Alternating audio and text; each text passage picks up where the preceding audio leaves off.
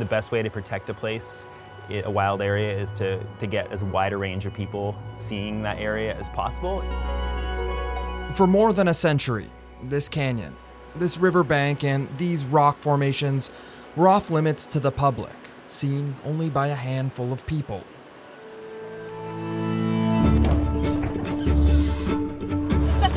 But today, that's all changed. It's so cool to go down a place that literally was under reservoir for 100 years.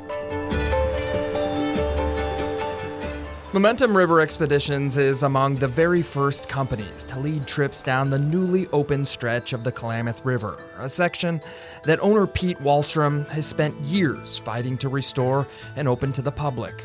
It is really important that people have access to this new stretch of river, economically and culturally, and for future projects like this. Down the Klamath! Bring the salmon home! On August 28, 2024, construction crews broke through the last of 4 hydroelectric dams on the Klamath River, which officially made it the largest dam removal project in the world.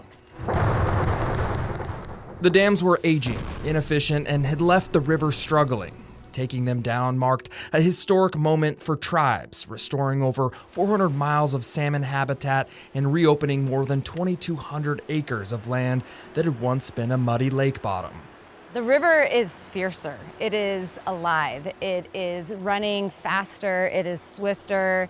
The water is clearer and cleaner than I have ever seen it in my whole life. Growing up in the Yurok tribe, Amy Bowers-Cordalis watched the river grow sick because of the dams and remembered a time when algae-filled waters caused a massive fish kill in the Klamath, which deeply affected her tribe's livelihood. It was our life force, our lifeblood that united us, and it was sick for a really long time. And we felt that in a very deep way because we are the original stewards of the river.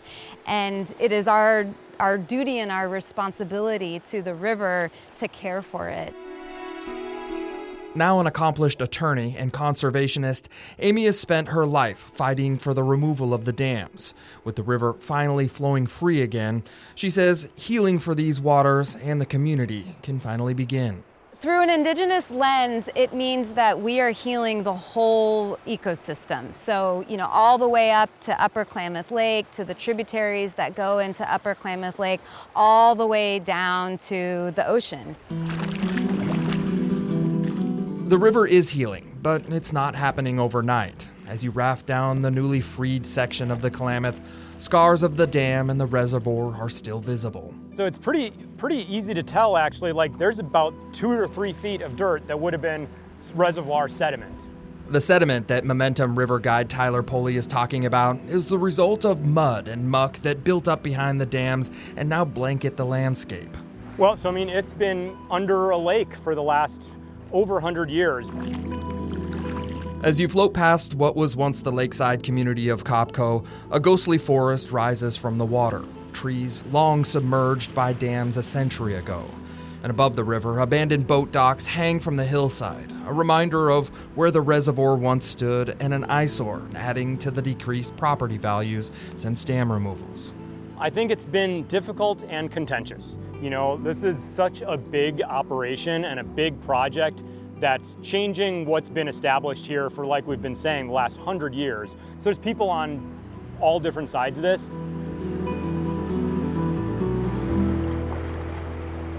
I don't really see much for life here today like I did 2 weeks ago when I was here. And one resident who's not happy with the healing process is Lisa Mott. How often do you go? I try to go at least once a month, maybe a couple times a month, just depending on what they're doing. Since the start of dam removals, Lisa has documented the progress on the Facebook page she started, Klamath River and Dam Removal. My objective with the page is just to continue documenting, see what's going on, because obviously I don't know if you've been up to Camp Creek, Jenny Creek, Beaver Creek, and then the footprints. What is actually going on right there in those footprints isn't necessarily being told. It's time to take action.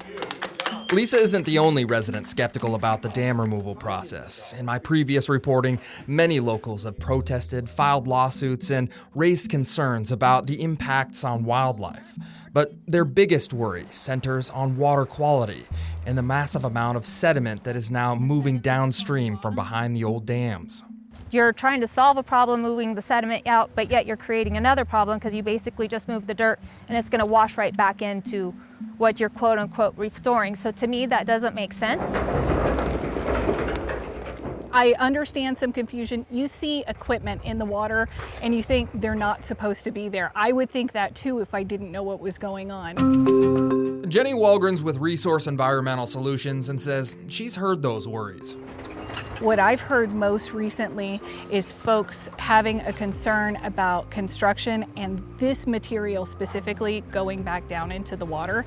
And that's why we're working in the in-water window, which is a dry period, and following it immediately by vegetation to stabilize that soil so it's not a rush of sediment coming.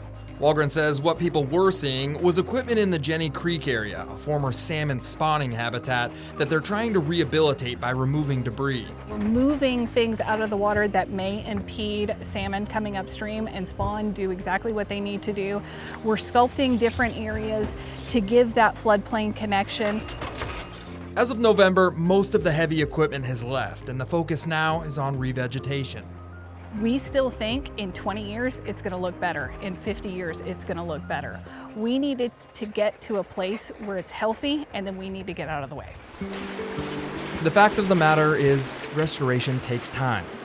So this is an experimental wing to try to help encourage upstream migrating fish to find the auxiliary ladder. To many people's surprise, salmon were spotted swimming into Oregon just weeks after the dams came down, a hopeful sign to the California Fish and Wildlife Department. But environmental supervisor Morgan Kneckley says one season of spawning data isn't enough to call it a full success just yet. Definitive, no. I would say that it takes more time than that, right? Like again, we're talking about a 12 to 15 year time step to allow for multiple generations to return that had been produced in a dams out environment. Since 2018, Morgan says salmon numbers have been below average, but he hopes dam removal and the department's brand new fish hatchery will help boost numbers. He also says, despite rumors, the state is not trucking in and planting fish upstream for photo ops or to increase numbers. These fish are pioneers in terms of trying to find new habitats to distribute and lay their eggs in. With the dams and diversion pipes now gone, water can flow freely through many areas that were inaccessible, revealing unique geology now visible to anyone with a paddle. After navigating the final stretch of whitewater, one last reminder of the dams remain, an old power station. Tyler says it'll stay in place as a symbol that no dam is truly permanent and that the river is always changing. Now it's an amazing place, like with sites like this that you don't see in many other places in this area. Rafting the Klamath River 1 year after dam removals, I'm John Bartel.